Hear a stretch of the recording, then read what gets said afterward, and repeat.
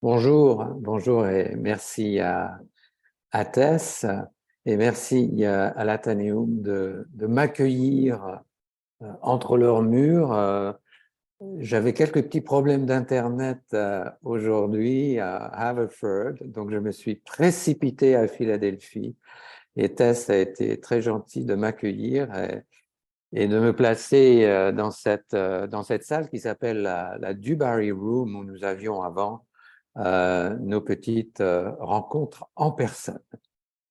Alors aujourd'hui, je vais vous parler de la fameuse bataille d'Hastings qui va mettre fin au règne des rois anglo-saxons sur l'Angleterre. Mais pour comprendre cette bataille, il faut parler bien sûr du contexte général et notamment de Guillaume le Conquérant, duc de Normandie. Alors Guillaume voit le jour en 1027 à Falaise, une place forte située dans le Calvados actuel, c'est-à-dire en Normandie. Alors c'est le fils du puissant duc de Normandie Robert Ier, dit Robert le Magnifique. Alors Robert a la réputation d'être violent et cruel, un attribut dont Guillaume, nous le verrons, va hériter. Alors sa mère, Arlette Verpré de Falaise, est roturière. C'est la concubine de Robert le Magnifique qui, lors d'un mariage précédent, n'est pas parvenu à avoir un fils. Alors les parents de Guillaume ne sont pas mariés selon les rites catholiques et ils n'auront seulement en commun qu'un enfant. Alors, avant d'être connu comme Guillaume le Conquérant, il sera connu par ses détracteurs sous le nom moins flatteur de Guillaume le Bâtard. Alors, Guillaume ne va pas beaucoup connaître son père. En effet, Robert Ier meurt en 1035 à l'âge de 25 ans. Il s'éteint à Nicée, en Turquie actuelle, alors qu'il revient d'un pèlerinage à Jérusalem. Guillaume est donc appelé à lui succéder, mais il n'a que 8 ans. On peut donc l'imaginer, la mort prématurée de Robert Ier ouvre une période de grande instabilité en Normandie. La lutte acharnée de 12 ans va avoir lieu afin que Guillaume puisse faire triompher enfin son droit. Alors, différents barons normands souhaitent prendre le pouvoir et des guerres éclatent au sein du duché. Fort heureusement, le jeune Guillaume a des protecteurs puissants. Son grand-oncle, tout d'abord, l'archevêque Robert le Danois, comte d'Évreux. Puis, plus tard, un nouveau tuteur, le comte Gilbert de Brionne. Mais le comte meurt, hélas, assassiné en 1040. En fait, de nombreux complots se succèdent afin d'éliminer Guillaume.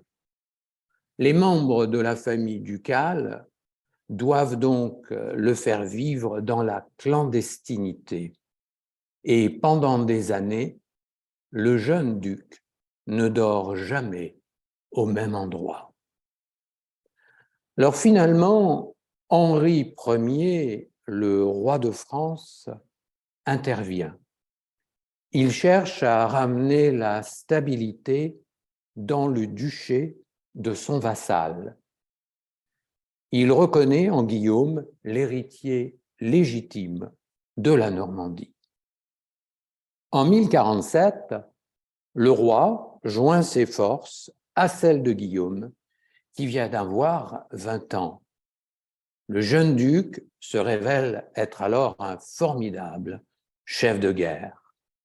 À la bataille du Valesdune, ils écrasent ensemble les rebelles normands. Dès lors, Guillaume prend véritablement en main les destinées du duché.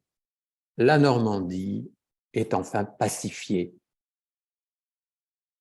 À l'âge de 23 ans, Guillaume épouse Mathilde de Flandre, sa cousine au 5e degré.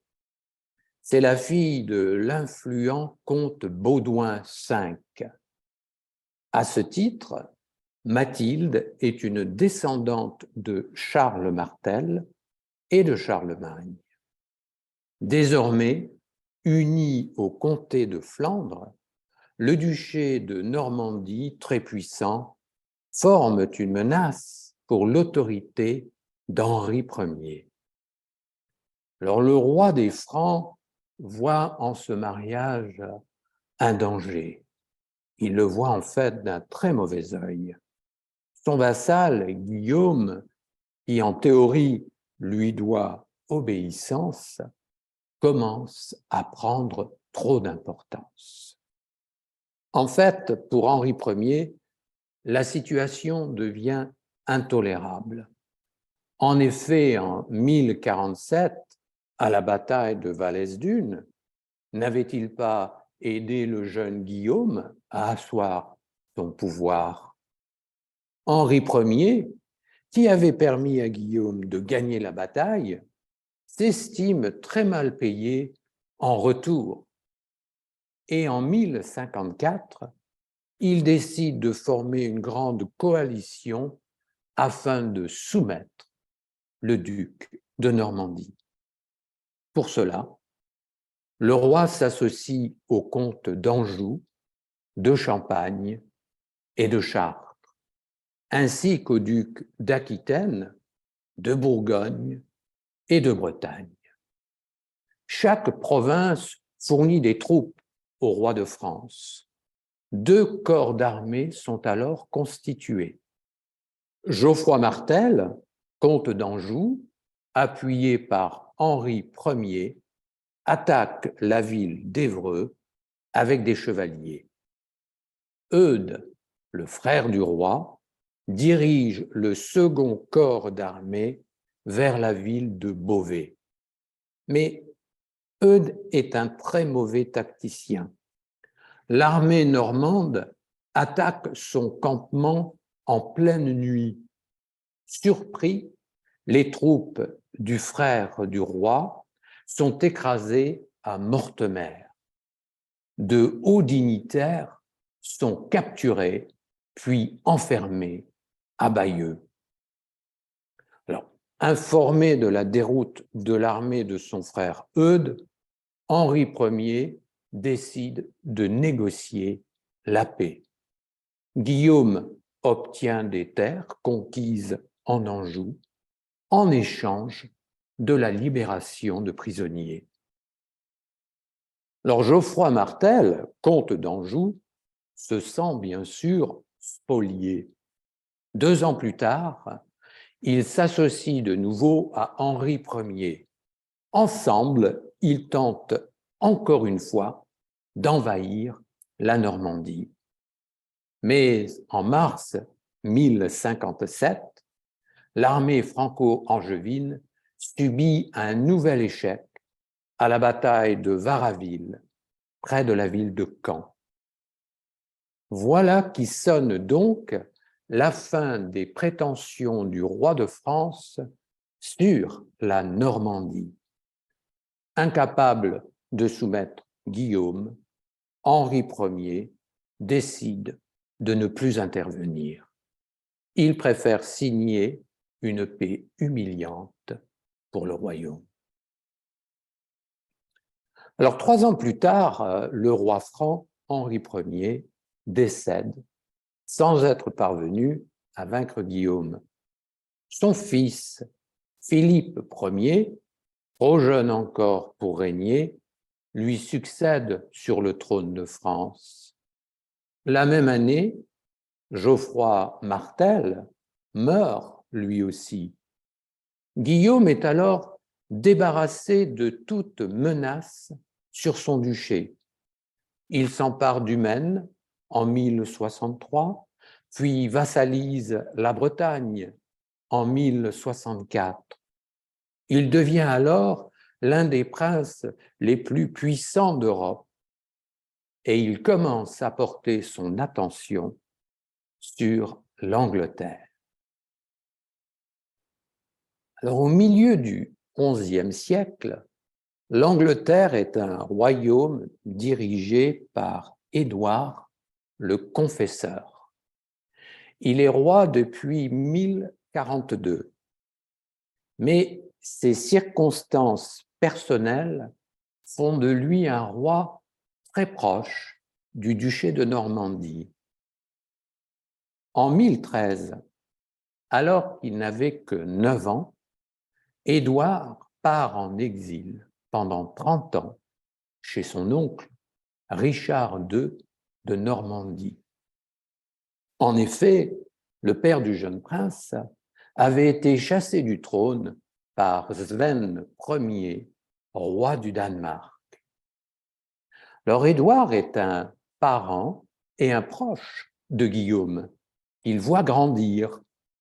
Ils partagent même 2 langues en commun, le normand, une variante de l'ancien français, et le latin, bien sûr.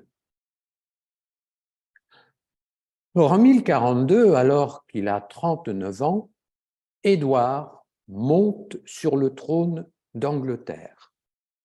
Son demi-frère, Knut III, roi du Danemark et d'Angleterre, vient de mourir. Voilà donc un souverain pro-normand à la tête du royaume. À tel point d'ailleurs qu'Édouard le Confesseur, un homme très pieux et sans descendance, promet à Guillaume que son trône lui reviendra. Et depuis lors, le duc de Normandie attend son heure. Mais la succession du roi Édouard, nous allons le voir, va être très contestée. Car en Angleterre, il doit composer avec le comte de Wessex, Harold Godwinson. Harold fait partie d'une des familles anglo-saxonnes les plus puissantes d'Angleterre et lui aussi prétend au trône. Et il se murmure qu'Édouard le Confesseur, sur son lit de mort, aurait promis la couronne d'Angleterre à Harold. Voilà donc 2 successeurs potentiels au trône anglais. Harold, comte de Wessex, et Guillaume, duc de Normandie. Alors cette rivalité entre Harold et Guillaume se révèle dans la fameuse tapisserie de Bayeux. C'est une broderie d'environ 70 mètres de longueur sur 1 mètre de hauteur. Elle est composée entre 1067, pense-t-on, et 1079, à la demande, sans doute, de l'évêque Odon de Bayeux, qui n'est autre que le demi-frère de Guillaume. Alors la broderie est enrichie de nombreuses annotations en latin. Les illustrations retracent l'épopée de Guillaume avant et surtout pendant la bataille d'Hastings. Cette tapisserie représente 626 personnages, plus de 760 animaux, des forteresses et des navires. Alors au Moyen Âge, les historiens français et normands vont s'inspirer de la tapisserie de Bayeux pour justifier du droit à la couronne d'Angleterre du duc de Normandie, Guillaume. Alors on y voit notamment sur cette broderie Harold Godwinson prêté serment de fidélité à Guillaume lors d'un voyage en Normandie qu'il aurait effectué en 1064. Le comte de Wessex apparaît même sur la tapisserie, renonçant à la succession du trône d'Angleterre. Alors, on peut bien sûr avoir de sérieux doutes sur la partialité de la tapisserie de Bayeux, car ce chef-d'œuvre de l'art médiéval nous fait part d'une version pro-normande de l'histoire très favorable à Guillaume. Mais revenons maintenant à la mort du roi d'Angleterre, Édouard, le Confesseur. Alors le 5 janvier 66, il décède. Il laisse le trône d'Angleterre vacant, sans successeur véritablement désigné. Et je vous le rappelle, il n'a pas d'enfant. Alors dès le lendemain de sa mort, le Witan, une assemblée composée de nobles saxons et d'ecclésiastiques, se réunit.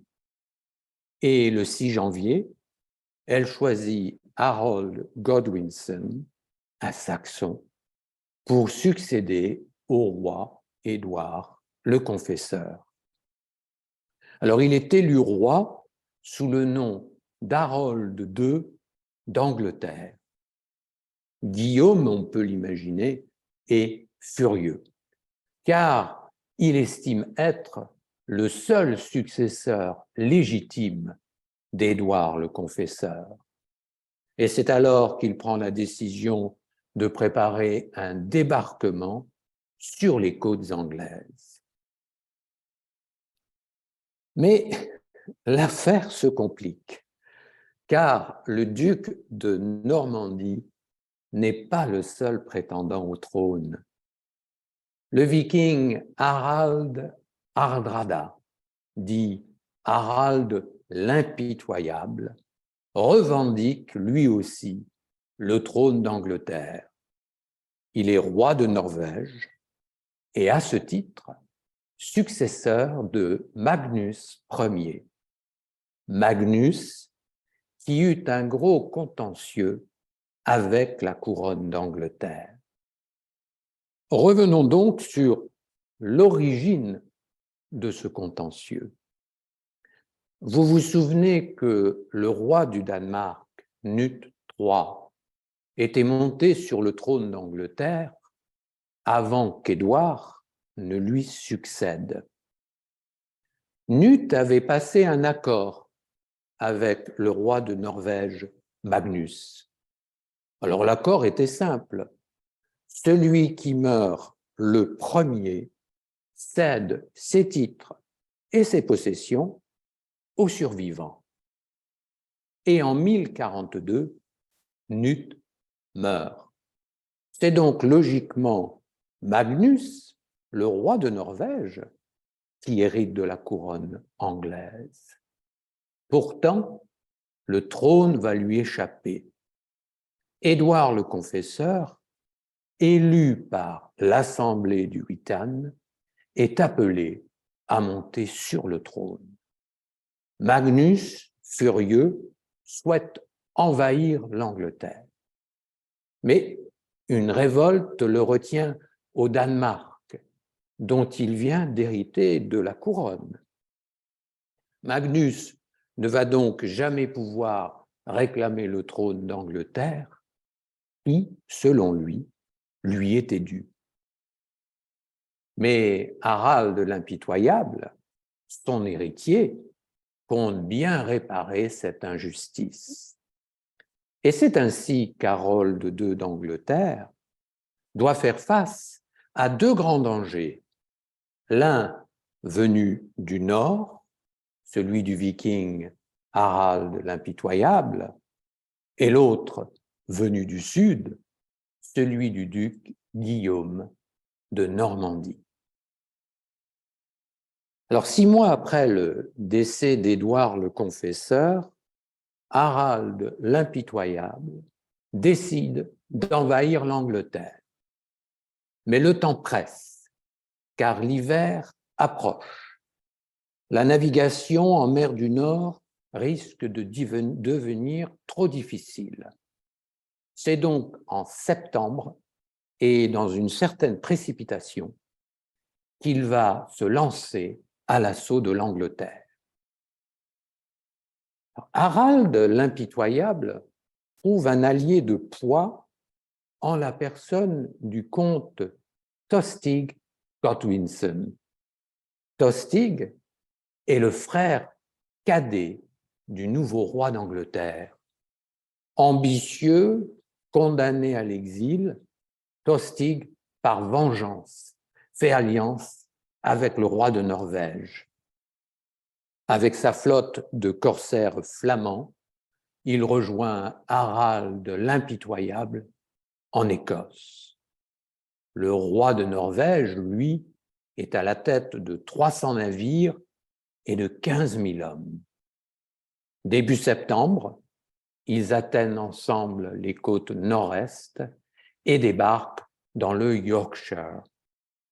Et le 24 septembre, à Fulford, ils remportent une grande victoire sur les troupes anglaises. Harald l'impitoyable occupe désormais York, la seconde ville du royaume. Le roi anglais est donc dans une position très délicate. Non seulement il est attaqué dans le nord par son frère Tostig et le roi de Norvège, mais il doit aussi faire face à une invasion imminente venue du sud, celle de Guillaume. Alors pour sa part, le duc de Normandie n'est pas très pressé. En effet, il a tout intérêt à laisser le roi de Norvège affronter Harold II. Guillaume sait bien qu'une bataille entre les deux souverains affaiblira leur armée respective, quel qu'en soit le vainqueur. Il se met donc en position d'attente, d'autant qu'il cherche à consolider une vaste coalition. Il rallie à sa cause des Bretons et des Flamands, mais aussi des Aquitains et des chevaliers des provinces françaises. Le débarquement qu'il prévoit n'est donc pas seulement une aventure normande. Guillaume a rallié à sa cause de nombreux seigneurs attirés par l'appât du gain.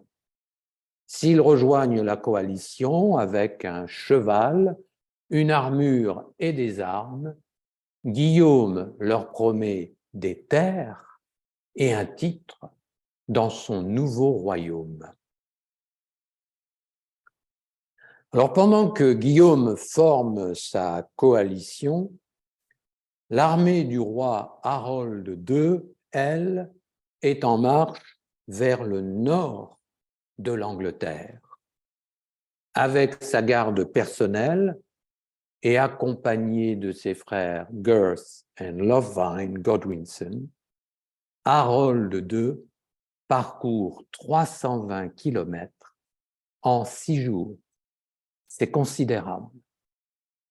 Le 24 septembre, il s'arrête à environ 15 kilomètres au sud de York, ville occupée par Harald l'impitoyable. Harold II installe ses troupes à Stamford Bridge, sur la rivière Derwent. Il compte environ 10 000 hommes qui se dissimulent à l'abri des crêtes. Alors pour sa part, Harald l'impitoyable, à qui il reste environ 10 000 hommes également, célèbre sa victoire récente à Fulford. Une grande partie des Norvégiens, 5 000 environ, se reposent près de leurs bateaux où se trouve entreposé leur matériel de guerre. En fait, Les Vikings pensent que l'armée du roi d'Angleterre est encore à plusieurs jours de marche. Et le 25 septembre, lorsqu'Harold II attaque, la surprise est totale. Alors l'armée nordique, très vulnérable, n'est pas prête. Elle ne connaît pas bien le terrain, elle n'a aucune carte des lieux. Les combats au corps à corps sont féroces.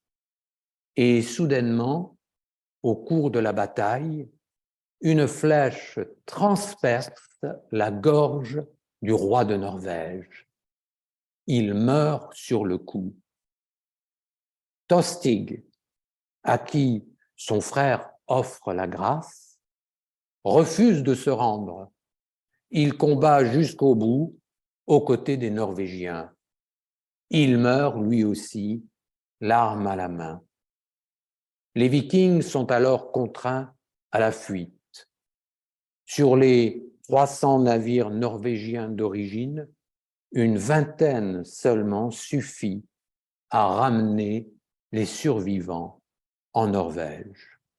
C'est un véritable désastre. Désormais, l'Angleterre, elle, n'a plus qu'un seul rival, le duc de Normandie. Mais c'est avec des troupes diminuées que le roi d'Angleterre va devoir affronter Guillaume. Harold II n'a hélas pas droit au répit, car Guillaume vient de débarquer au sud du royaume. Sa flotte comporte environ 600 dracars, ce qui est considérable. Les bateaux transportent 15 000 hommes, leurs armes et armures, mais aussi des chevaux et du foin. Le 28 septembre 1066, ils touchent terre à Pevensey, dans le Sussex. Ils élèvent des fortifications, puis construisent une forteresse en bois à Hastings. Ils ne rencontrent aucune résistance et en profitent pour piller la campagne à l'aide des cavaliers. Alors le roi anglo-saxon, lui, entame une descente vers le sud afin de rejoindre Londres. Cependant, il doit laisser une partie de son armée dans le nord pour protéger sa frontière. Alors qu'il est en marche, il apprend que Guillaume vient de débarquer à Pevensey. Sans perdre de temps, Harold II couvre avec ses hommes 320 km en une semaine afin de rejoindre Londres. C'est un rythme extrêmement rapide pour une armée en campagne qui doit transporter à pied des équipements très lourds. Harold arrive enfin à Londres après une marche de plus de 40 km par jour. Il n'y passe que quelques jours et recrute à la hâte de nouveaux soldats, car il est déterminé à aller à la rencontre des troupes du duc de Normandie. Après 2 jours de marche et 55 km parcourus, Harold stationne ses troupes sur la colline de Carlbeck, à 15 km d'Hastings. Alors pour sa part, Guillaume, désormais bien installé, dépêche des éclaireurs. Il est donc très vite informé de la position d'Harold. Il décide alors de mener ses troupes au combat. Mais avant cela, parlons un peu de l'armée anglo-saxonne. Elle a une structure surtout régionale. Chaque comté forme sa propre milice que l'on nomme Fyrd, F-Y-R-D, en anglo-saxon. Servir dans ces Fyrd, c'est un peu comme faire son service militaire obligatoire. Les appelés sont dirigés par des seigneurs locaux. Ces milices sont donc des forces supplétives de l'armée anglaise, mais elles sont hélas souvent mal équipées. Les hommes, des paysans pour la plupart, portent des armures légères, peu résistantes pour des combats. Soldats mal entraînés, les pertes humaines lors des combats sont souvent nombreuses parmi les Fyrd. Alors, à l'opposé, Harold II, lui, possède une garde personnelle de 3500 hommes, payés grâce à un impôt royal. Il s'agit des housecarls. Alors, sélectionnés parmi les soldats les plus expérimentés, les housecarls sont les seuls militaires de carrière au sein de l'armée anglo-saxonne. On les reconnaît à leur redoutable hache géante. Elle s'utilise à deux mains. Elle a la portée d'une lance, donc permet aux soldats de rester à distance de l'épée ennemie. Cette hache est si puissante qu'elle permet de transpercer l'armure de l'adversaire, mais aussi de tuer un cheval. Lors des combats, les housecarls font souvent équipe avec un lancier. Lorsqu'ils brandissent leur énorme hache, les soldats ennemis lèvent leur bouclier afin de se protéger.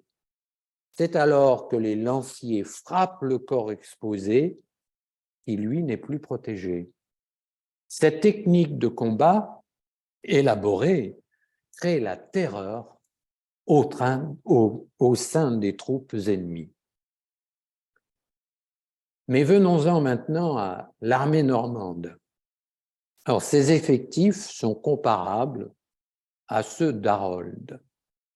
Cependant, l'armée de Guillaume n'est pas seulement une armée formée de fantassins.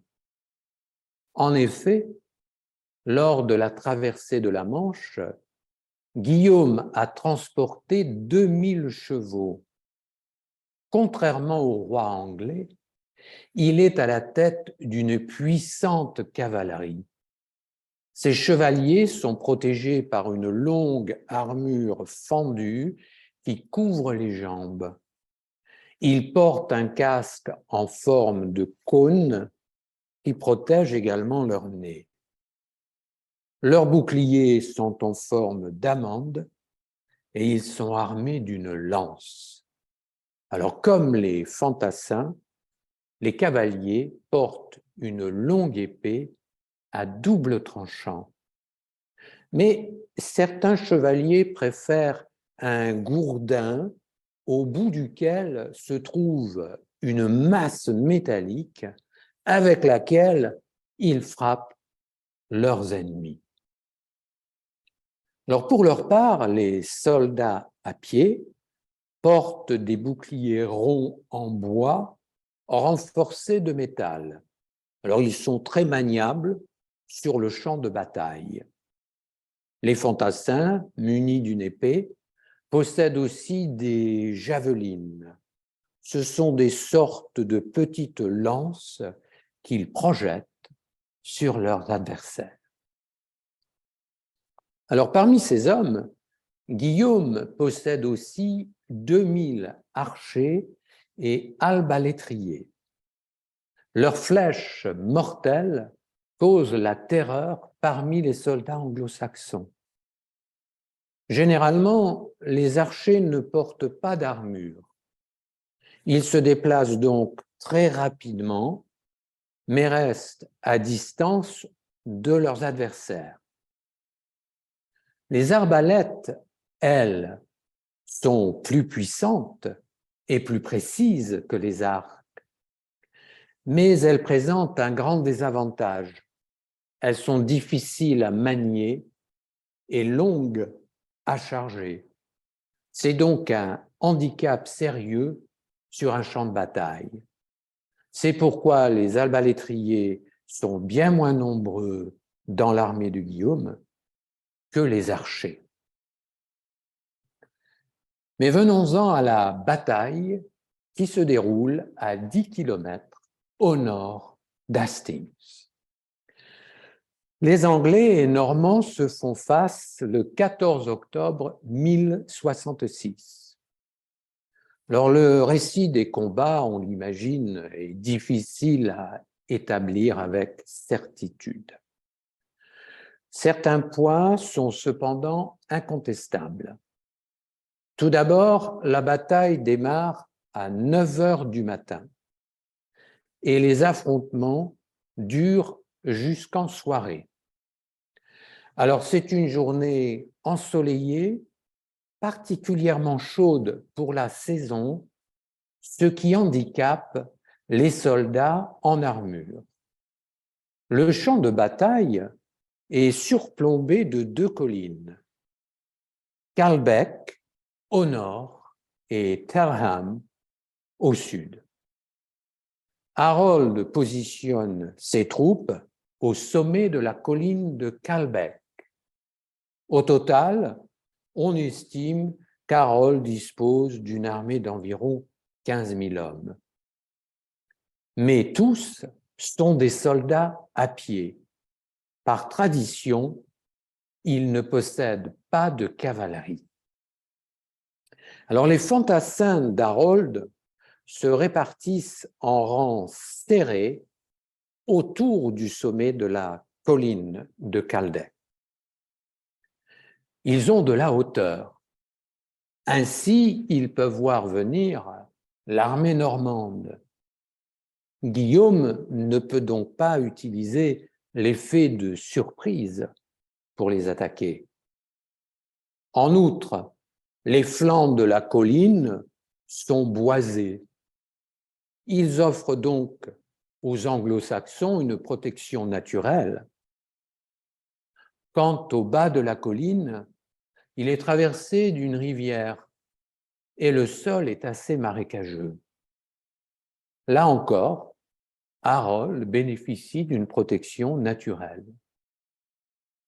Alors, le premier rang anglais forme un mur de boucliers afin de protéger les troupes de l'arrière. C'est d'ailleurs la force de l'armée d'Harold. Son mur de boucliers résiste vaillamment aux premières charges normandes. Alors le terrain, il faut le dire, nous l'avons vu, n'est pas favorable aux troupes de Guillaume. Il décide de diviser ses forces en 3 parties. À gauche se trouvent les soldats bretons, ceux d'Anjou et du Poitou. C'est le baron breton Alain Leroux qui en a le commandement.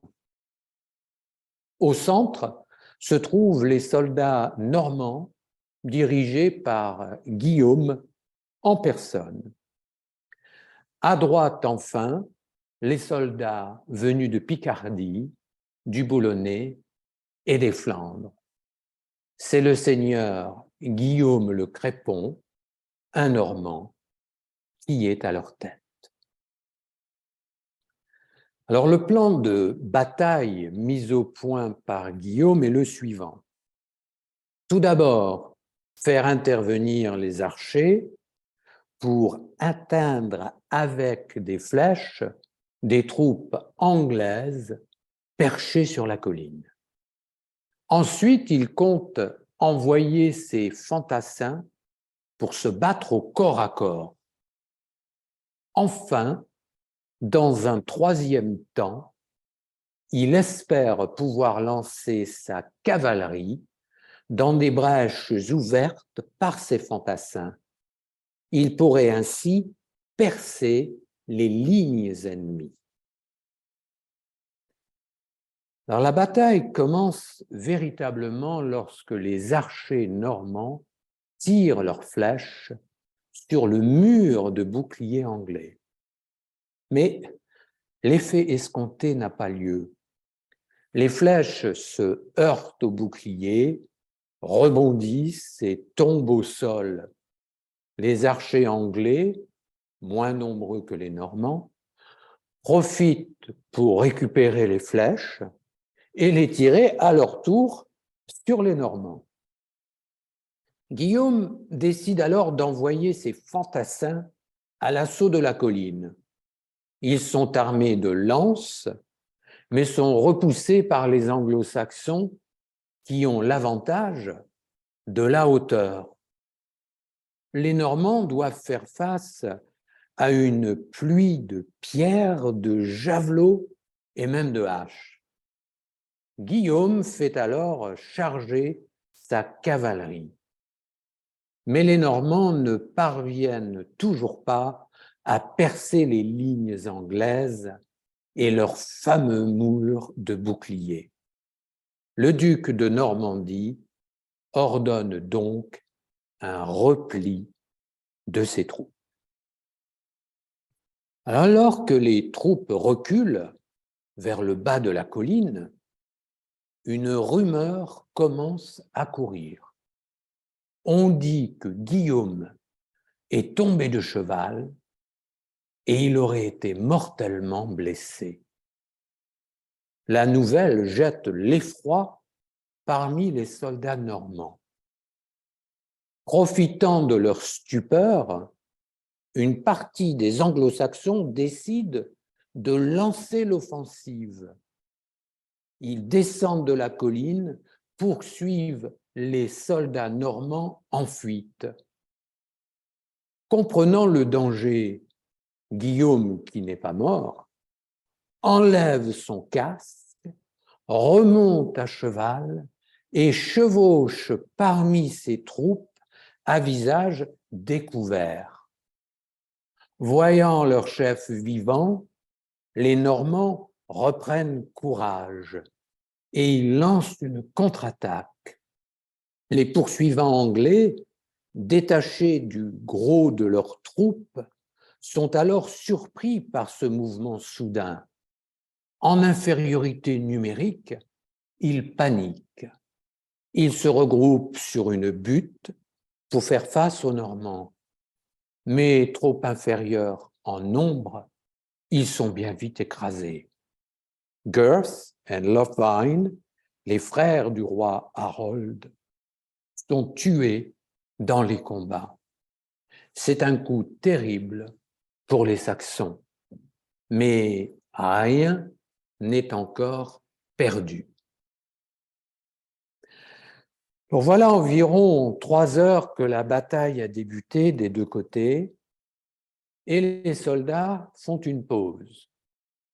On mange, on se repose. Guillaume, lui, profite de cet arrêt des combats pour affiner sa stratégie.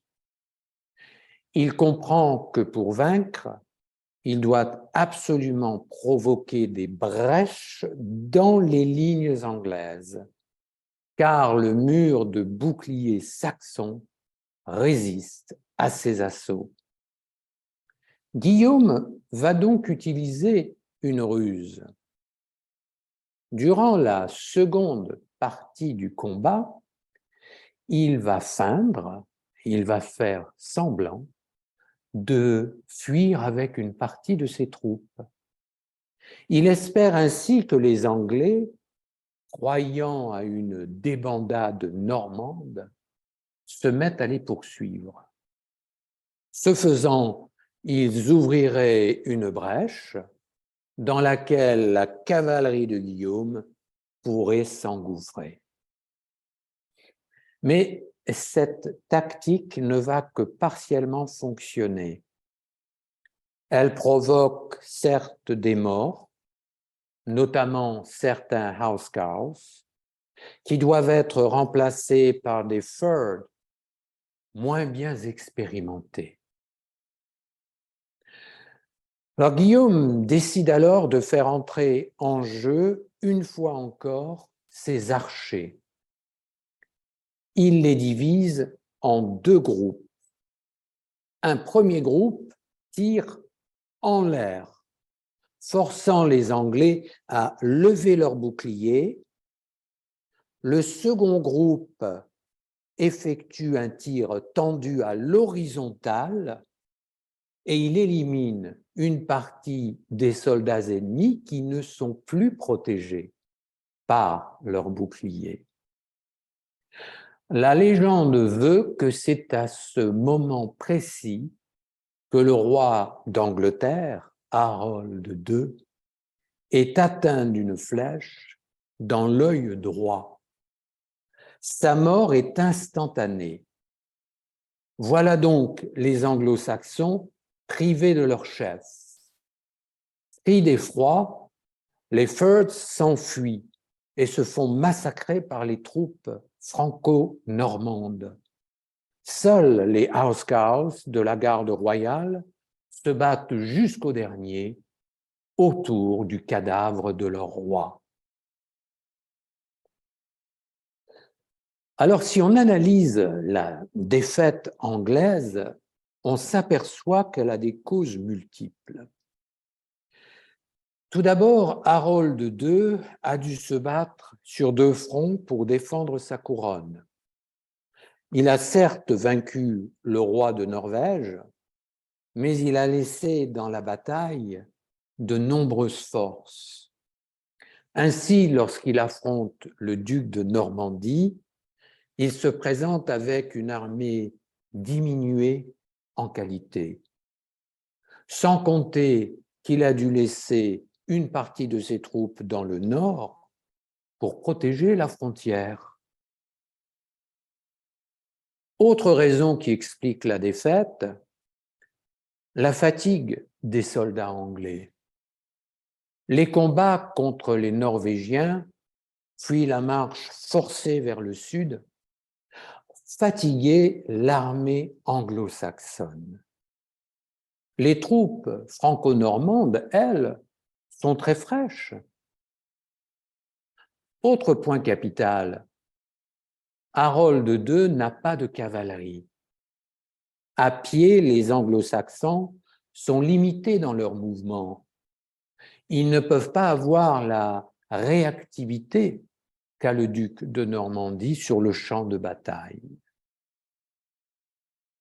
Il faut aussi noter que l'armée de coalition dirigée par Guillaume est composée en vaste majorité d'hommes expérimentés. Ce n'est pas toujours le cas du côté anglais. En effet, les Firths, recrutés d'office, manquent de technique guerrière et de discipline. Cela a évidemment handicapé l'armée anglaise. Et finalement, la mort soudaine d'Harold II est comprise comme une décision divine. Alors c'est un facteur à ne pas négliger, car à l'époque, les soldats sont convaincus que c'est le vouloir de Dieu qui détermine l'issue des batailles. Et ce jour-là, Dieu a choisi son vainqueur. Il s'appelle désormais Guillaume le Conquérant. Alors, les historiens s'accordent difficilement sur le nombre de morts lors des combats. De nos jours, ils estiment qu'il y aurait eu 6000 victimes, parmi lesquelles 4000 Anglais. Les cadavres anglais sont laissés aux corbeaux et aux loups sur le champ de bataille. Le corps du roi Harold est retrouvé dévisagé par cette flèche. Il est reconnu grâce à son armure, mais aussi à des marques de naissance que sa concubine, Édith de Mercie, aurait reconnues. Guillaume le fait enterrer secrètement afin que l'endroit de sa sépulture ne soit connu de personne et ne devienne pas un lieu de culte.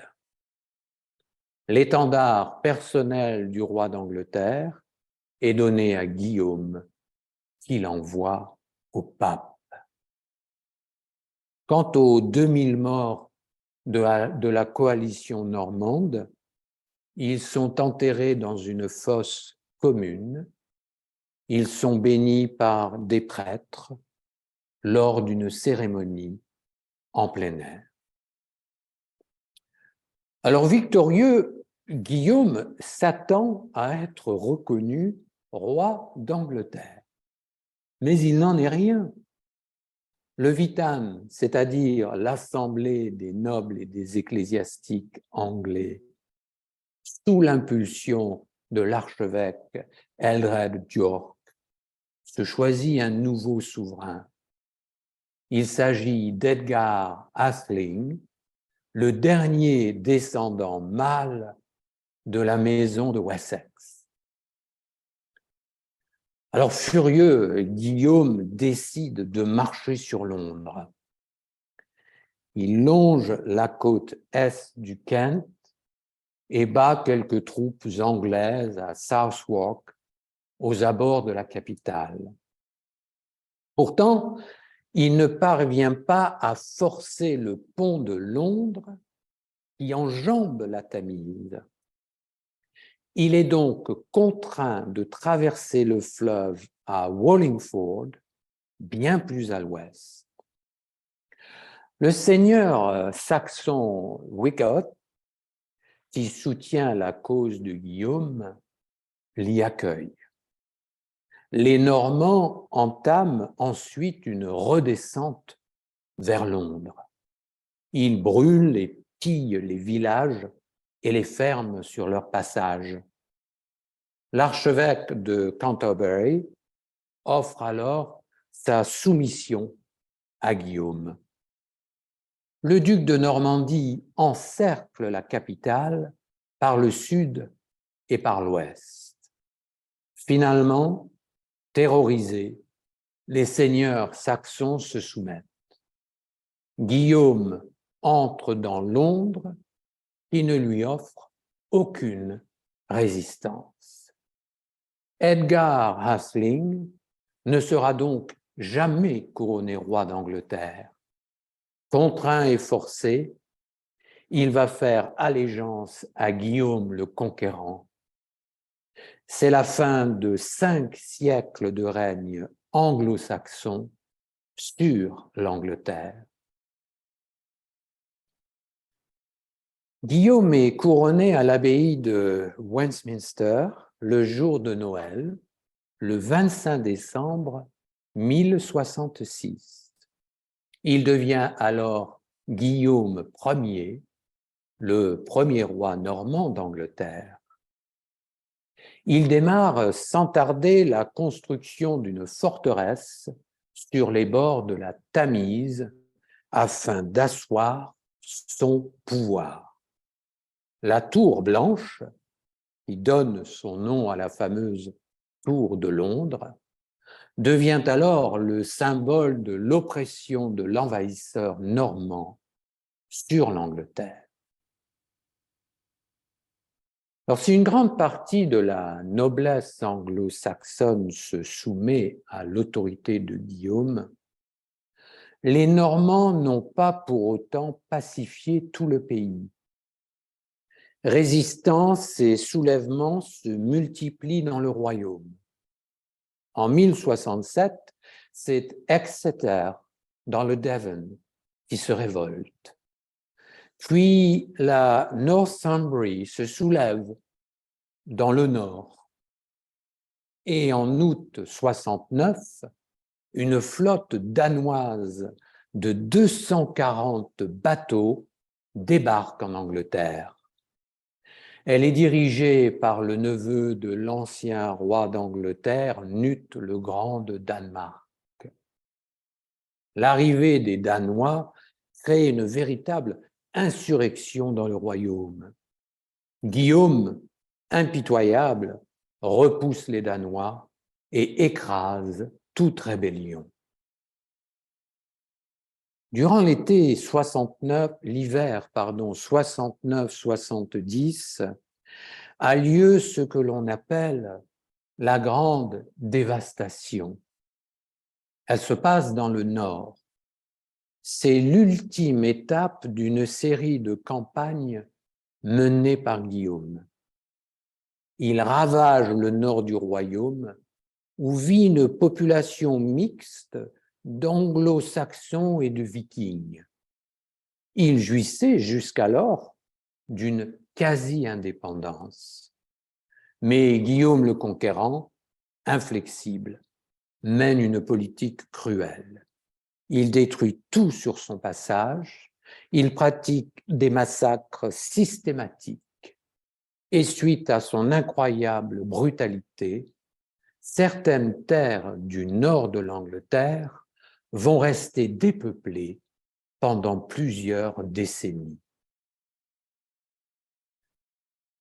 Alors, en conclusion, on peut dire que la bataille d'Hastings marque un tournant irréversible dans l'histoire de l'Angleterre. En effet, l'Angleterre quitte le giron scandinave. Après 5 siècles de domination nordique, c'est désormais vers le sud que l'attend sa destinée. La noblesse anglo-saxonne disparaît quasiment. Elle est remplacée par une nouvelle aristocratie normande, bretonne et française. La langue anglo-normande, une variante de l'ancien français, s'installe dans le royaume. Le vieil anglais, branche occidentale des langues germaniques, subit alors l'influence du français.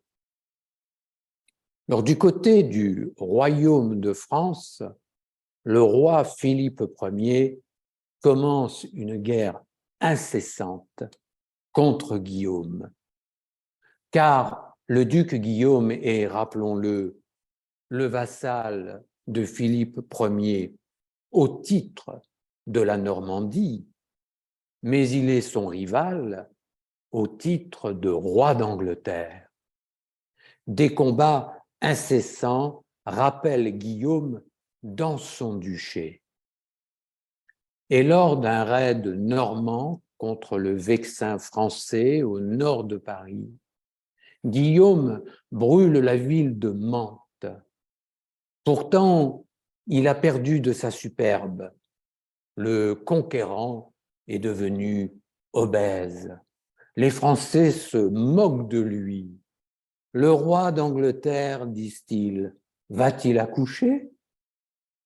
Au cours d'un combat, Guillaume tombe de cheval. Il est blessé. On le ramène à Rouen. Il agonise et c'est nu qu'il meurt, seul au pied de son lit. Nous sommes le 9 septembre 1087. Il a 60 ans. C'est une fin pitoyable pour ce héros normand. Cependant, Guillaume reste pour l'histoire l'homme qui a réussi la dernière invasion de l'Angleterre. Et près de 1000 ans plus tard, il semble que son successeur ne soit toujours pas né. Merci, je vous remercie de votre attention. Merci beaucoup.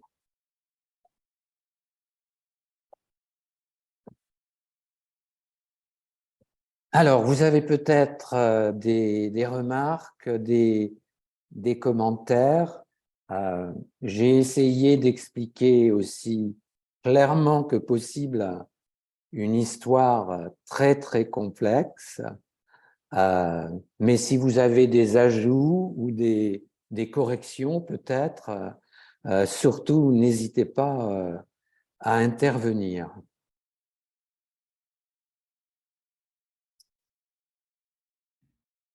J'ai une question, Eric. Oui. Est-ce que les Normands, originalement, étaient un peuple viking? Non, pas que je sache. Les Normands, je ne pense pas que les Normands soient un peuple viking, ou s'il l'était, il l'était par mélange. On peut remonter à l'époque, bien sûr, des Gaulois et de Vercingétorix, qui étaient présents sur ces territoires, l'invasion romaine, puis les Francs, qui étaient donc des hordes germaniques qui ont envahi la France. Les Vikings sont venus un peu également. Je pense que s'ils ont un peu de sang viking, c'est par mélange, mais je ne pense pas que ce soit en majorité. Mais je me trompe peut-être. Mais à mon avis, ils ont beaucoup de sang encore gaulois, de sang franc. Et puis la Gaule avait été romanisée également. Donc il y a eu beaucoup, beaucoup de mélanges à ces époques. C'est pourquoi il est difficile, c'est pareil quand on parle des anglo-saxons, alors il y a les saxons, ils sont mélangés pendant près de 5 siècles avec les vikings, etc. Donc je pense qu'il est très très difficile d'un point de vue ethnique euh, de qualifier un groupe particulier. Il y a, je pense, une grande mixité à cette époque, qui s'est déjà opérée. Mais peut-être que quelqu'un peut répondre sur cette question des Vikings en Normandie. Peut-être que quelqu'un a une réponse un peu plus claire que la mienne. Merci pour votre réponse, Eric. Merci. Je n'ai pas de réponse pour cette question, mais je me demandais quelle était, est-ce que c'était obligatoire de consulter le pape? Vous avez mentionné le pape. Est-ce que à l'époque, évidemment, le catholicisme était aussi étendu dans l'Angleterre également.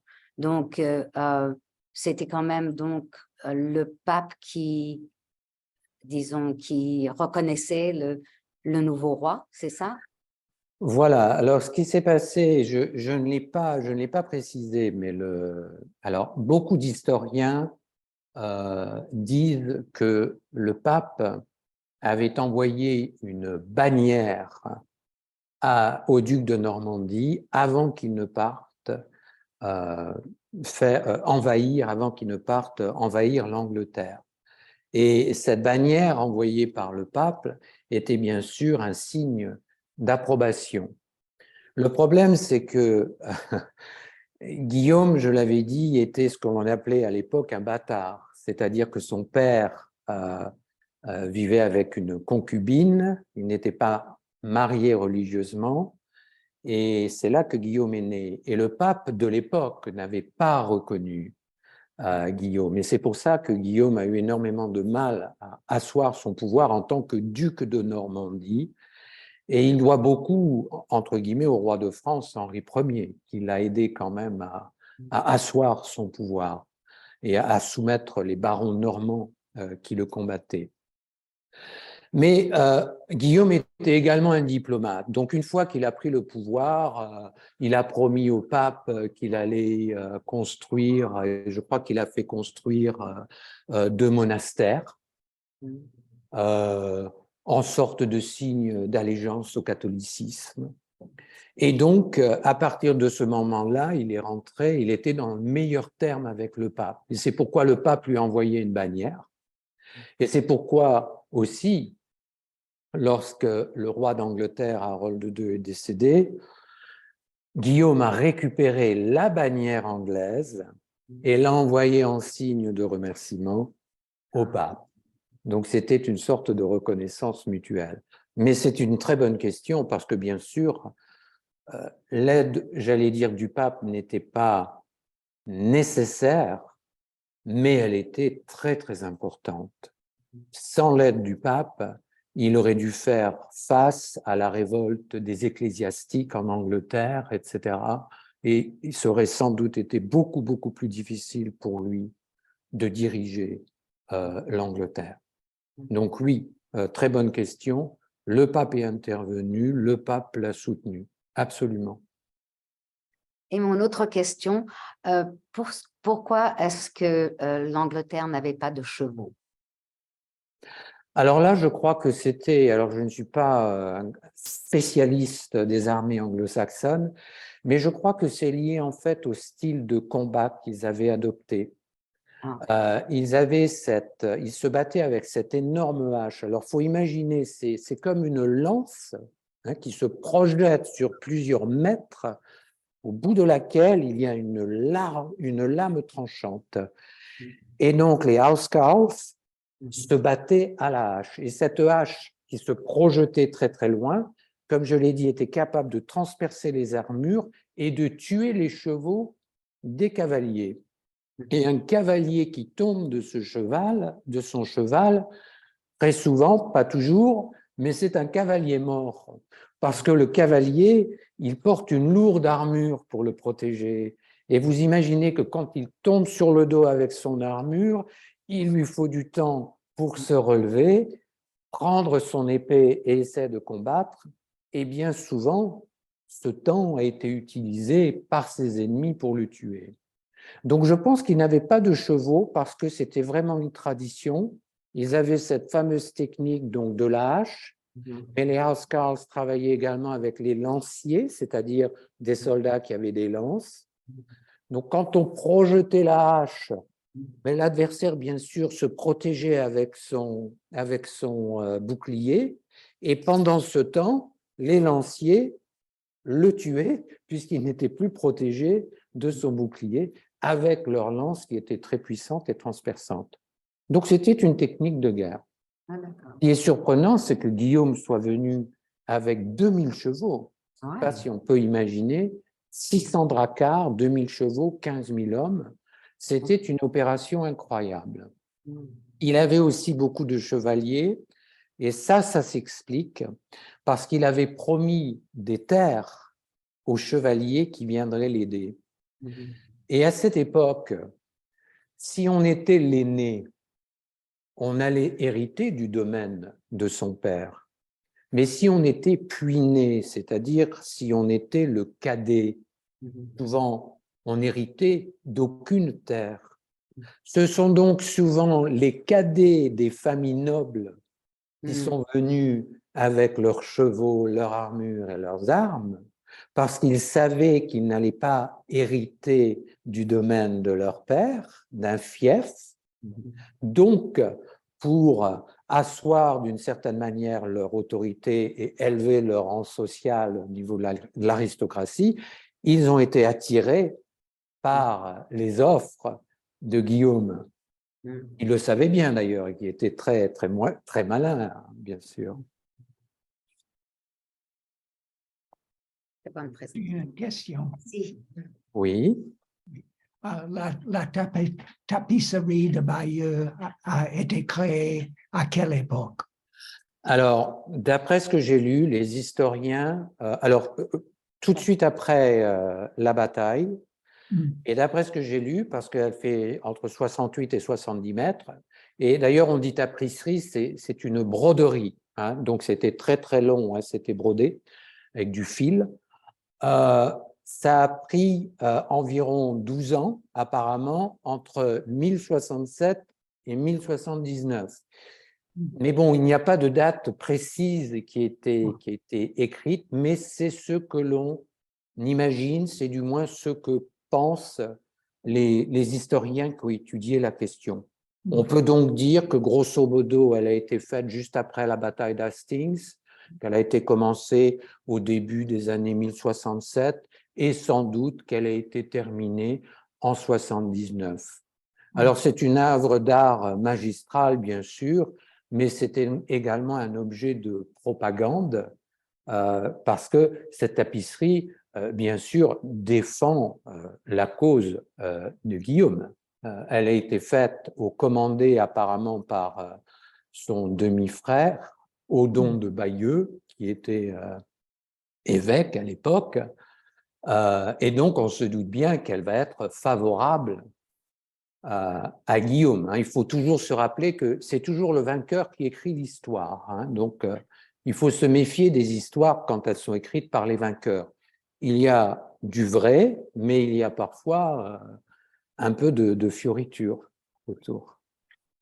Et la reine Mathilde, c'était Mathilde de Flandre qui est la femme de Guillaume.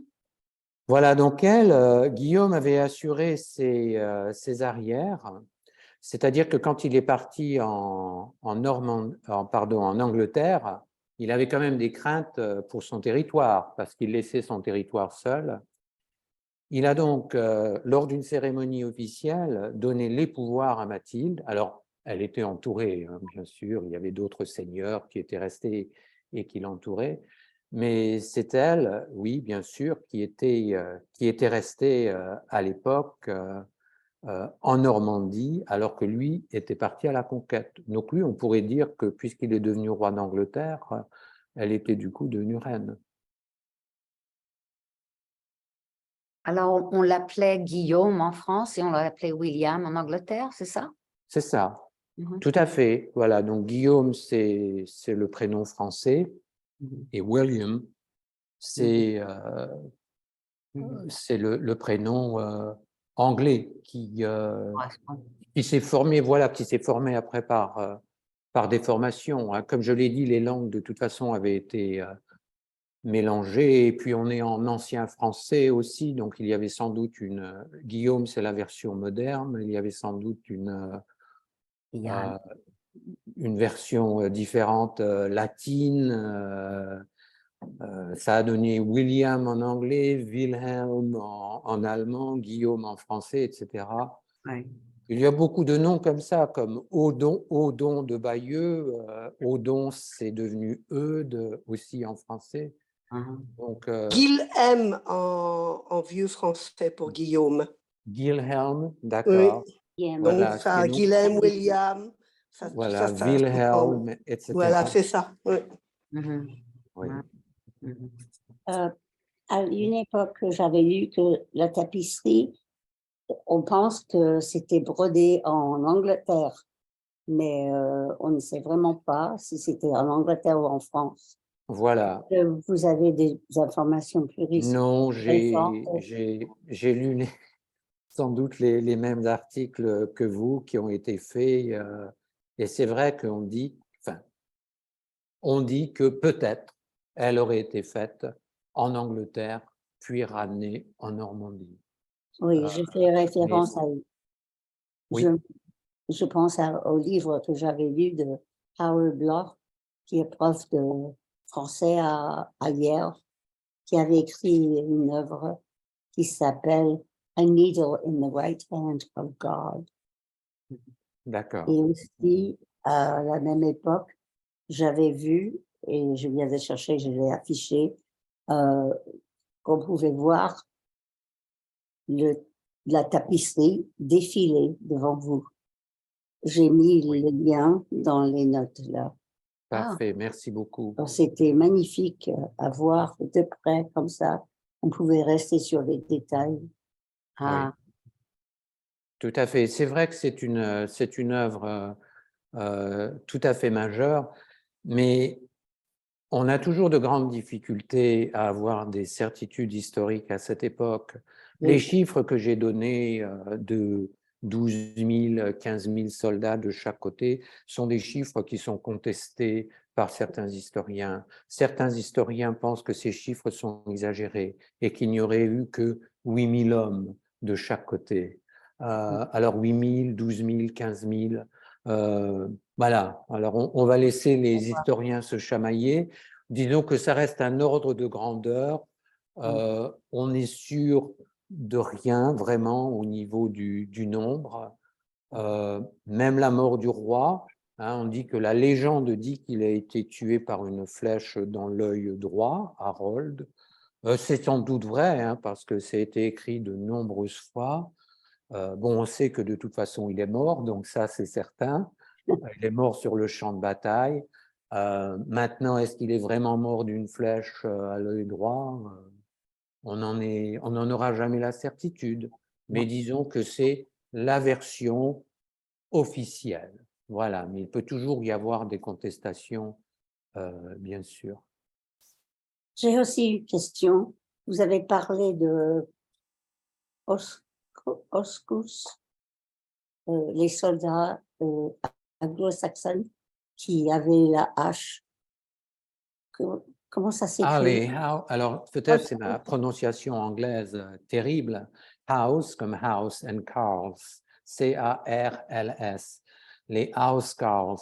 Et c'était en fait la garde rapprochée, c'était l'armée du roi, si vous voulez, qui était composée des meilleurs soldats anglais, les plus aguerris, c'était vraiment des professionnels, et c'était eux justement, les housecarls, qui utilisaient cette fameuse hache. Donc, c'était vraiment les grands guerriers. House guards? House. Alors, Guard. je crois house carls. Mais peut-être qu'il y a, il y a bien sûr parmi vous des anglophones, je ne suis pas, qui peuvent peut-être prononcer Ah oui, le mot d'accord. avec pas. plus de précision. Je crois que c'est, enfin, Carl dans le sens C-A-R-L, donc housecarl ou housecarls au Mm. pluriel. J'ai jamais entendu ce terme. Et il y avait les Firds, si je le prononce Et- bien, F-Y-R-D-S, Oui. qui eux étaient, en fait, j'allais dire, des paysans bien souvent qui étaient réquisitionnés par les seigneurs. C'est pour ça que j'ai dit que c'était un peu comme une sorte de petit service militaire obligatoire. Ils n'étaient souvent pas très bien formés. Ils étaient souvent recrutés à la dernière minute quand on avait besoin d'eux. Donc, ils n'avaient pas énormément d'expérience, contrairement aux housecarls, qui, eux, étaient véritablement des professionnels aguerris. Merci. Mhm. Est-ce que quelqu'un d'autre avait une question? Je crois que Lénore, peut-être, avait une question. Je ne sais pas. Est-ce que j'y avais répondu? Non? D'accord. Merci infiniment encore. Ben, merci encore. Tess, I think we're going to meet in 6 weeks. May 31st. Voilà. OK. Et donc là, nous partirons au sud de Milan, en Italie, à la fameuse bataille de Marignan, donc en 1515. Donc on va sauter presque 5 siècles, 4 siècles et demi. Mais merci en tout cas d'être venu parmi nous à l'Atheneum. Ça me fait toujours un grand plaisir. Et n'hésitez pas à me contacter. Vous avez mon adresse, donc vous pouvez m'écrire si vous avez des remarques, des commentaires, positifs ou négatifs. On peut toujours améliorer les choses, donc surtout n'hésitez pas. Merci. Merci, Gaël. Merci encore. Merci. À une prochaine fois. Merci Oui. beaucoup, à la prochaine. À la Merci, Eric. prochaine. Je vous Magnifique. en prie. Merci. Au Au revoir. revoir. Au revoir.